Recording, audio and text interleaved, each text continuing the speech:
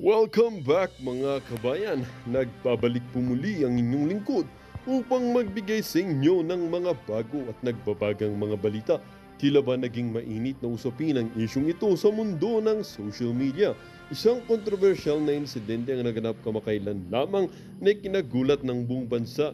Si Lizata Nasmag, sasawa ni Presidente Kuting, ay pinalamon ng kahihiyan sa harap ng publiko.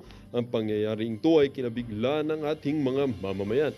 Ayon sa mga ulat, isang mapanirang pahayag ang binitawan ng isang kilalang personalidad na tinukoy itong unang ginang na Lizatanas at nagpakita ng labis ng kawalang galang. Ang pahayag na ito ay nagdulot ng malalim na pagkapakahiya dito sa unang ginang na ito na agad namang tinugunan ni Presidente Kuting.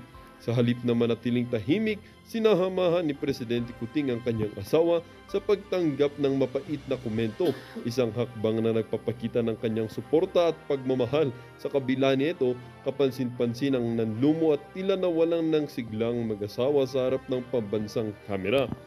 Ang insidenteng ito ay nagbunsod ng sari-saring reaksyon mula sa publiko at mga politiko.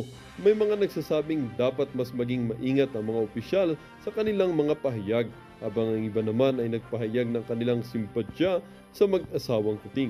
Marami ang nag-aabang kung ano ang magiging susunod na hakbang ni Presidente Kuting at kung paano niya harapin ang isyong ito na patuloy na umaalingaw-ngaw sa buong bansa.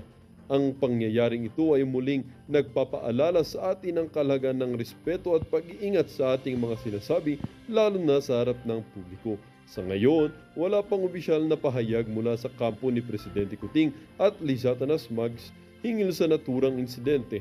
Patuloy ang ating pagbabantay sa anumang magiging pahayag o aksyon mula sa kanila.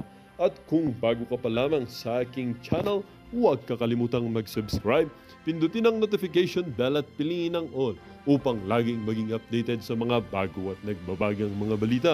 At sa mga solid viewers naman natin dyan, maraming salamat naman po sa